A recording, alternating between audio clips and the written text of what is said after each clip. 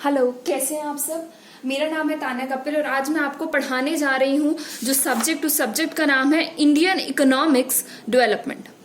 So basically ये सिर्फ जो वीडियोस बन रही हैं ये उन बच्चों को ध्यान में रखते हुए बन रही है जिनकी 12th क्लास है, जो लोग डरे हुए हैं कि अब हमारा क्या होगा। जी घबराने की जरूरत नहीं है, आई एम विद यू। और सिर्फ मैं अपने लिए नहीं कहूंगी, बहुत सारे टीचर बहुत ज्यादा एफर्ट्स कर रहे हैं, स्पेशली उन्हीं बच्चों के लिए जिनका अभी 12th का और 10th का बोर्ड का एग्जाम वो अभी परस्यू करेंगे, वो अभी इस क्लास में पहुंचे हैं।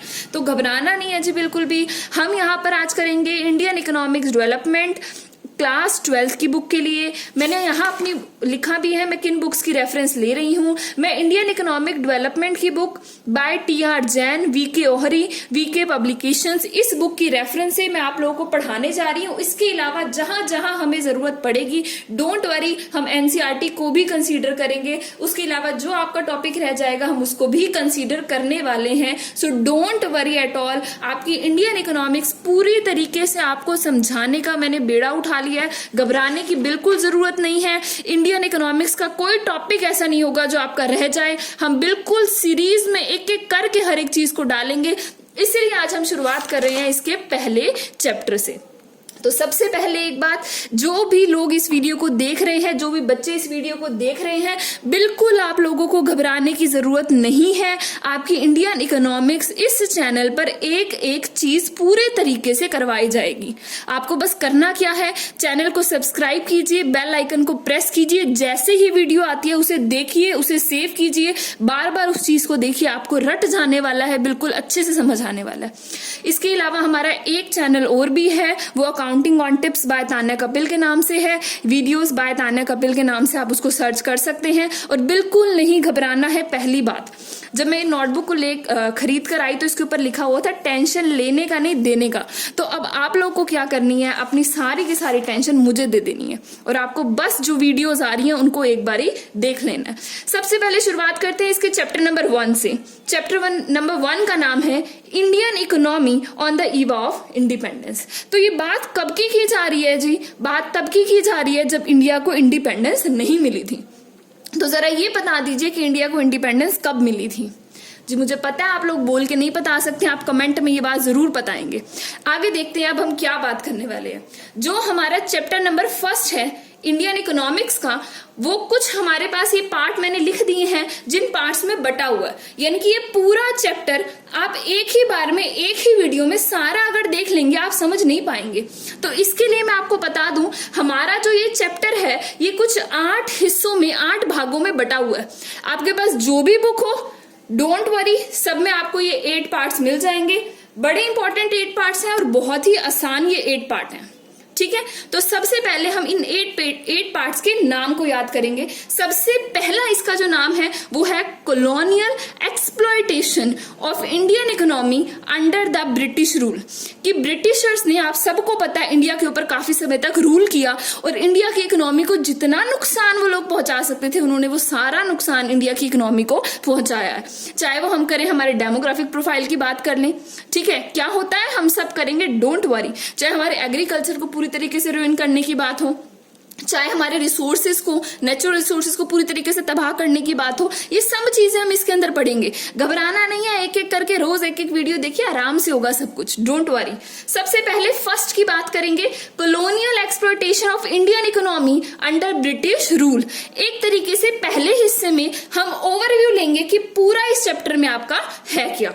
सेकेंड है आपका feature of Indian economy on the eve of independence, कि उस समय के दरमियान इंडिया इकोनॉमी के फीचर्स क्या क्या थे वो हम सेकंड में पढ़ेंगे। फर्स्ट में क्या पढ़ेंगे, colonial exploitation of Indian economy under British rule. Second में क्या पढ़ेंगे, फीचर्स क्या थे इंडिया की इकोनॉमी के।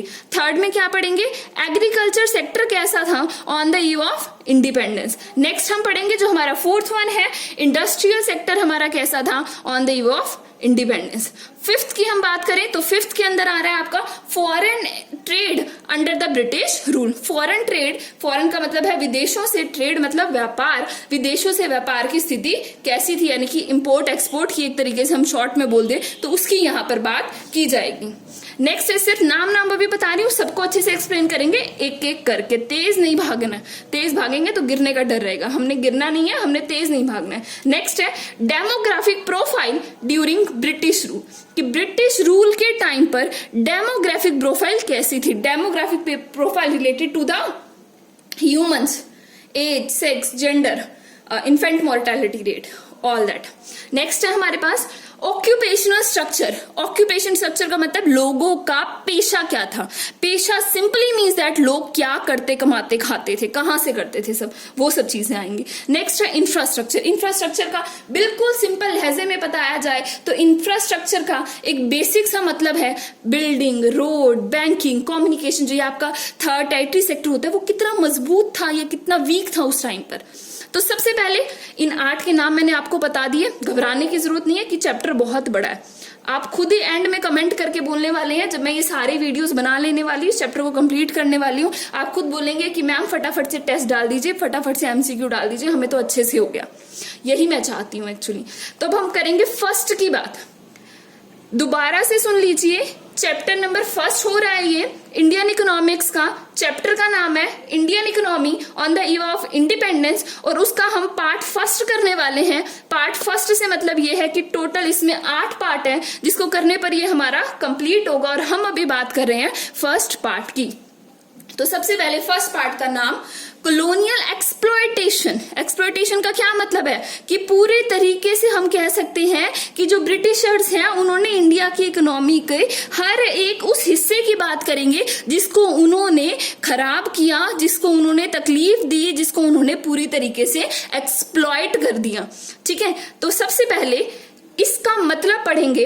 इस हेडिंग का क्या मतलब है, जो पहली हेडिंग है, इट इम्प्लाइड टारगेटेड एक्सप्लॉयटेशन, कि किस तरीके से, ऐसा नहीं है कि ब्रिटिशर्स ने इंडिया की इकोनॉमी को जो एक्सप्लॉयट किया, ठीक है, वो उनसे हो गया, नहीं, वो करना चाहते थे।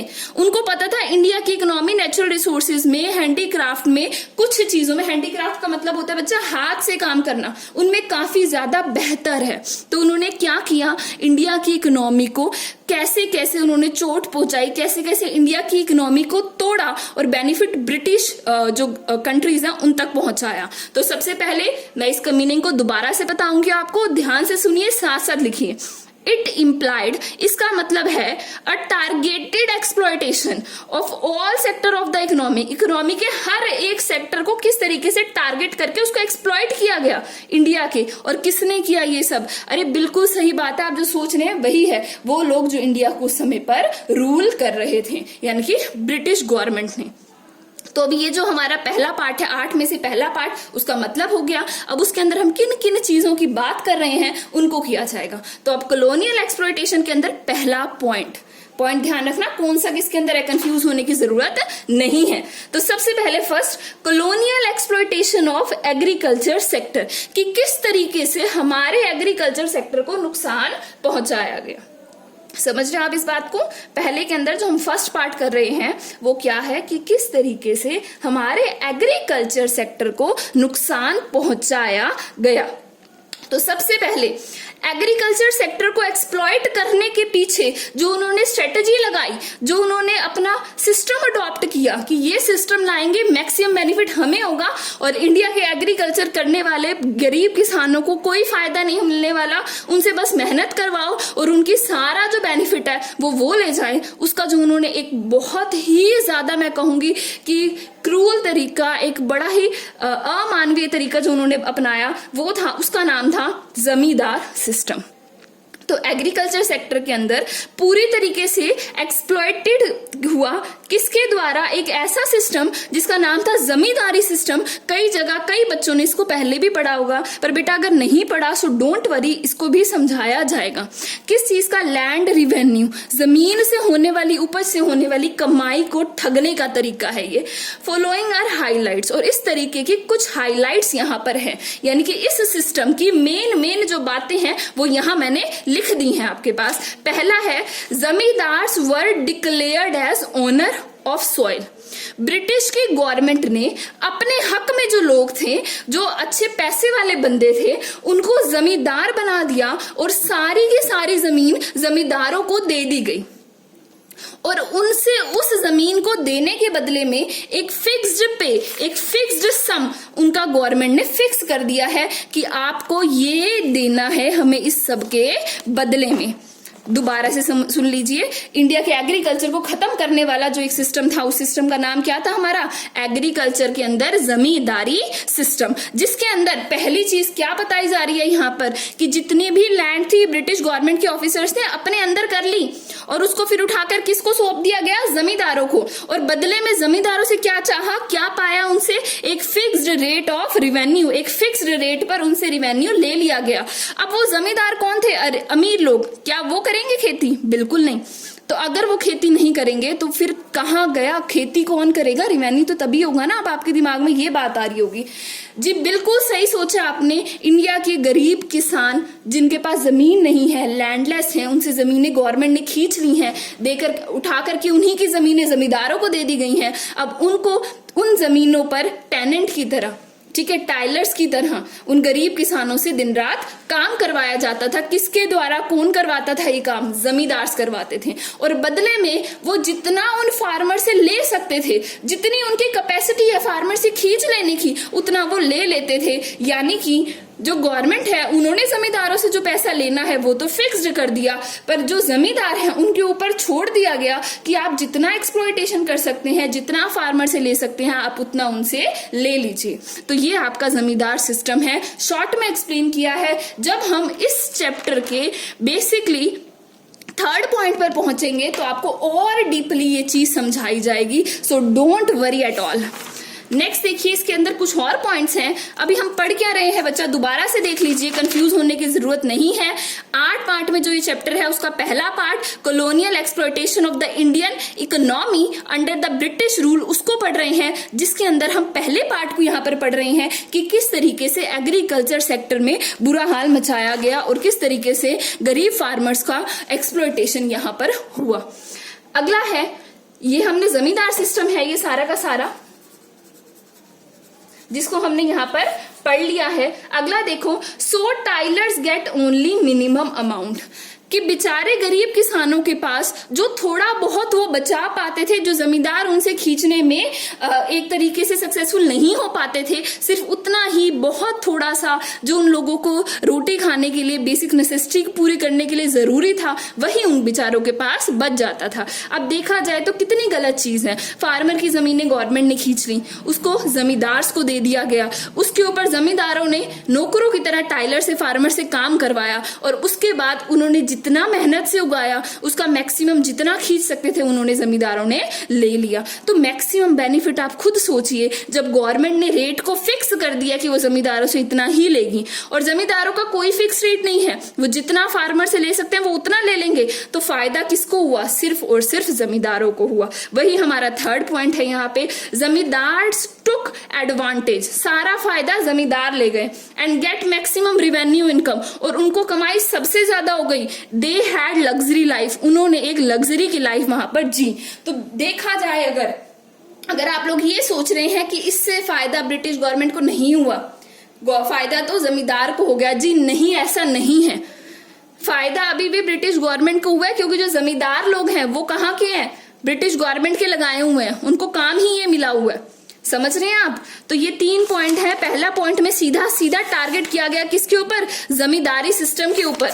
दूसरे पॉइंट के अंदर हमने ये बताया कि टाइलर्स के पास तो कुछ बचा ही नहीं, जी उन्होंने बहुत मेहनत की पर उनके पास कुछ नहीं बचा। और तीसरे पॉइंट में हमने ये बताया कि जब टाइलर्स के पास कुछ नहीं बचा, मेहनत करने वालों के पास जब कुछ नहीं बचा, तो सारा फायदा तो जमींदार लोग ले गए और उनकी लग्जरी लाइफ, लग्जरी का मतलब क्या है यहाँ पर बच्चा? लग्जरी का मतलब है ऐशो आराम वाली जिंदगी उन्होंने अपनी जी यहाँ पर। तो अभी बताइए, आपको ये पहला पॉइंट समझ आया? था कहाँ का ये पहला पॉइंट है आपका चैप्टर नंबर 1 के एक्सप्लेनेशन पॉइंट नंबर 1 के फर्स्ट पार्ट, उसके अंदर है आपका, आपने इंडियन इकोनॉमी को इंडिपेंडेंस से पहले का सारा रीड करना है कि ब्रिटिशर्स के रूल के अंदर हमारी इंडिया की इकोनॉमी में क्या हो रहा था। उसके अंदर हमने सबसे पहला पढ़ा है कि ब्रिटिशर्स के रूल के अंदर कॉलोनियल एक्सप्लॉयटेशन कैसे चल रही थी, और उसका हमने अभी तक एक ए पार्ट पढ़ा है कि ये एग्रीकल्चर सेक्टर में कैसा था। उसके अंदर हमने 3 पॉइंट पढ़े हैं बेटा। पहला पढ़ा है जमींदारी सिस्टम, जो मैंने आपको पूरी तरीके से बताया कि अगर हम एक क्रुएलिटी का सिस्टम इसको बोल दे तो भी ठीक रहेगा, ठीक है। नेक्स्ट हमने बात की कि भाई मेहनत करने वाले टाइलर्स गेट मिनिमम अमाउंट, उनको कोई फायदा यहाँ नहीं मिल रहा है। और तीसरा हमने बात की कि सारे का सारा फायदा जमींदार लोग ले गए, टुक advantage and get the maximum benefit, they had the luxury life. तो बताइए पहला पॉइंट आप लोगों को समझ आ गया? अगर नहीं आया प्लीज कमेंट करिए और बताइए मुझे कि आपको ये पॉइंट नहीं आया, क्योंकि मेरा काम अब ये है, सिर्फ लेक्चर देना यहाँ पे मेरा काम नहीं है, आपको बिल्कुल एक तरीके से समझा देना उस चीज को, अपने मैक्सिमम एफर्ट्स पुट कर देना उसमें। आज मेरा ये काम है, इस चैनल पर मेरा ये काम है। मेरे एक और चैनल है अकाउंटिंग ऑन टिप्स, ठीक है, बाय तान्या कपिल, उसमें भी मैं पढ़ाती हूँ। पर यहाँ तो मैं अपने आप ये मान लीजिए कि अपने मैक्सिमम एफर्ट्स दूंगी, क्योंकि मुझे पता है कि बच्चे बहुत ज्यादा परेशान हैं। परेशान होने की जरूरत बिल्कुल भी नहीं है। बहुत सारी टीचर्स बहुत ज्यादा मेहनत कर रही हैं और हम और भी मेहनत करेंगे। बस आपको ये काम करना है, आप सब्सक्राइब करके हमें मोटिवेट कीजिए कि हाँ मैम आप बनाइए वीडियो, हम उसको देख रहे हैं। समझ रहे हैं आप उस बात को? उसे देखिए, समझिए। तो अब आ गए हैं हम सेकेंड पॉइंट के ऊपर। सेकेंड पॉइंट में हम क्या बात कर रहे हैं? हेडिंग पढ़िए, खुद पढ़िए पहले। Colonial exploitation of industrial sector, कि इंडस्ट्रियल सेक्टर की क्या हालात थी। ठीक है, हमने पढ़ा कि एग्रीकल्चर सेक्टर के हालात के बारे में, और बड़े ज्यादा लोग अपने दिमाग में इस बात को बिठा चुके होंगे कि मेन इसके अंदर हमारा जमींदार सिस्टम है, जिस सिस्टम ने हमारे एग्रीकल्चर सेक्टर को पूरी तरीके से खराब कर दिया था। ठीक है, अब हम करेंगे सेकंड की बात। सेकंड है हमारा इंडस्ट्रियल सेक्टर में क्या हालात हमारे इंडस्ट्रियल सेक्टर के उस समय में चल रहे थे। तो देखा जाए colonial exploitation of industrial sector, industrial sector का भी पूरी तरीके से एक्सप्लॉयटेशन, शोषण हो रहा था उस वक्त भी। क्योंकि अगर हम बात करें हमारी इंडस्ट्रीज की, तो हमारी इंडस्ट्री क्या थी? इंडिया के लोगों की मेन काम क्या था? हैंडीक्राफ्ट। वो हाथ से चीजें बनाया करते थे, वो इतने ज्यादा स्किल्ड होते थे कि वो चीजों को हाथ से बना लेते थे, उन्हें मशीनों की जरूरत नहीं थी।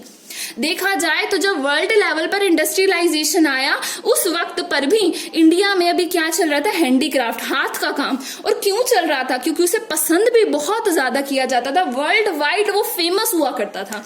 तो जब ब्रिटिशर्स आए तो उन्होंने इंडिया की इस इंडस्ट्री, जो मेन क्या है? हैंडीक्राफ्ट। एग्रीकल्चर में हमने मेन क्या बात कर रहे थे? जमींदार सिस्टम आया, सब नष्ट कर दिया। और यहाँ इंडस्ट्रीज का मेन पॉइंट हमारा उस टाइम पे क्या था? हैंडीक्राफ्ट। जिसको खराब करने के पीछे जो उन्होंने पॉलिसी लगाई वो थी उनकी डिस्क्रिमिनेटिंग टैक्स पॉलिसी। कौन सी पॉलिसी लगाई बेटा उसमें उन्होंने? डिस्क्रिमिनेटिंग टैक्स पॉलिसी, भेदभाव की टैक्स पॉलिसी, जिसमें एक का नुकसान दूसरे का फायदा। और समझदार बच्चा अपने आप ही बता देगा यहां पर कि ब्रिटिशर्स का फायदा और इंडियंस का नुकसान। सबसे बेसिक बात यहां पर। तो यहां पर देखिए, इंडिया की इंडस्ट्री की बात करें इंडिपेंडेंस से पहले से, तो सीधे शब्दों में उसको हम बराबर कह सकते हैं बच्चा हैंडीक्राफ्ट की। And Indian handicraft was world wide famous. India का हैंडीक्राफ्ट पूरी दुनिया में फेमस था, माना जाता था, नाम चलता था। But Britishers destroyed it. Britishers ने इसे पूरी तरीके से नष्ट कर दिया बाय हैवी ड्यूटी। ड्यूटी मतलब यहां पर टैक्स, उसके ऊपर हैवी टैक्स लगाकर। दे सेल ब्रिटिश गुड्स, वो अपने गुड्स को तो सस्ता बेचा करते थे और इंडिया के गुड्स के ऊपर टैक्स लगाकर उसे महंगा कर दिया करते थे। अब गरीब जनता इंडिया की क्या करे? 4 गुना रेट पर अगर उसे माल मिलेगा तो वो कैसे खरीदेगी? हैंडीक्राफ्ट का बना हुआ सामान नहीं खरीद सकती। वो किसका बनेगा? मशीनों। कौन सा खरीदेगी? ब्रिटिशर्स का मशीनों से बना हुआ सामान, क्योंकि वो उन्होंने क्या कर दिया? सस्ता। तो एक तरीके से पूरा जो इंडिया का हैंडीक्राफ्ट है वो यहां पर आपको बर्बाद होता हुआ दिखेगा। समझ आ गया आपको? पहले पॉइंट में हमने बात की एग्रीकल्चर की, दूसरे पॉइंट में हमने बात की इंडस्ट्री की। अब तीसरे पॉइंट में हम बात कर रहे हैं colonial exploitation of international trade. किस तरीके से इंटरनेशनल ट्रेड की सोची समझी ऐसी पॉलिसीज बनाई गई कि उसका सारा का सारा फायदा सिर्फ और सिर्फ ब्रिटिश कंट्रीज को ही मिले और इंडिया को उससे सारा का सारा क्या हो जाए, नुकसान हो जाए। हमने छोटी क्लासेस में भी पढ़ा था कि इंडिया क्या है, इंडिया क्या थी, सोने की चिड़िया थी। यहाँ का रॉ मटेरियल बहुत ज्यादा अच्छी उम्दा क्वालिटी का हुआ करता था। तो एकदम से क्या हो गया कि आज इंडिया पीछे रह गया। उसके पीछे रीजन है कि जो ब्रिटिशर्स का राज आया उन्होंने क्या किया, इंटरनेशनल ट्रेड की एक इस तरीके की पॉलिसी बनाई जिसमें भी आप डिस्क्रिमिनेटिंग टैक्स पॉलिसी का कहीं ना कहीं हाथ देखेंगे। उन्होंने इस तरीके की यहाँ पर पॉलिसी बनाई है कि सारा का सारा फायदा तो ब्रिटिश कंट्रीज में चला गया और इंडिया के अंदर क्या रह गया, सिर्फ और सिर्फ नुकसान। देखिए इंडियन कॉलोनियल जो एक्सप्लॉयटेशन पॉलिसी है, बड़ी सोची समझी पॉलिसीज हैं। ब्रिटिशर्स ने बहुत दिमाग लगाकर इंडिया को पूरी तरीके से खत्म करने की यहाँ पर कोशिश की है। देखिए अब इसमें वो क्या कह रहे हैं, colonial exploitation of international trade में इंटरनेशनल का क्या मतलब होता है, outside the boundary of the nation, अपने देश की सीमा के पार। ट्रेड मतलब व्यापार, यानी कि इंपोर्ट एंड एक्सपोर्ट, उसको लेकर जो पॉलिसी बनाई गई। India international trade was exploited, India को इंटरनेशनल ट्रेड ने पूरे तरीके से बेटा एक्सप्लॉइट किया।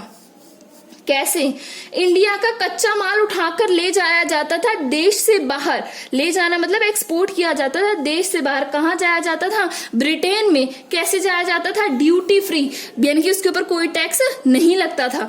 और ब्रिटेन से यहाँ माल आया जाता था, फिनिश गुड आता था जो महंगा होता था, लेकिन उस पर भी कोई टैक्स नहीं लगता था। इसलिए कोई भी इंडिया में जो बना सामान है उसको नहीं खरीद पाता था, क्योंकि इंडिया में बना हुआ सामान क्या होता है जी, महंगा कर दिया था उन्होंने, और अपना सामान क्या कर दिया था, सस्ता। हमारा कच्चा माल ही ले गई तो इंडिया की इंडस्ट्री क्या करे जी, कहां से बनाए। जब कच्चा माल वो लोग ले जाएंगे तो हमारी इंडस्ट्री बनाएगी कहां से, हमारी इंडस्ट्री को कच्चा माल भी क्या पड़ा, महंगा। बनवाई उनको, उन्होंने हाथ से बनाना है, उन्होंने अपनी मेहनत करनी है, उनको ये भी क्या पड़ा, महंगा। तो ले देकर कि जो ड्यूटी फ्री इंपोर्ट जो उन्होंने फिनिश गुड्स का इंडिया के अंदर जब उन्होंने कर दिया तो उससे पूरी तरीके से क्या हो गया, नुकसान हो गया। इन सब रीजन की वजह से इंडिया की इकोनॉमी स्टैगनेंट हो गई।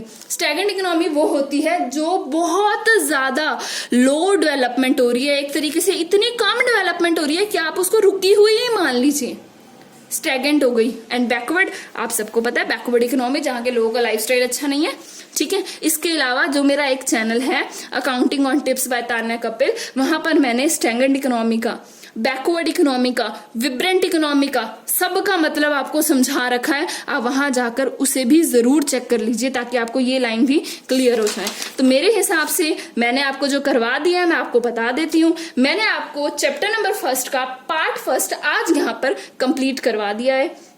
आप उसे उतारिए साथ ही साथ और समझिए कि आपको 8 पार्ट करने हैं।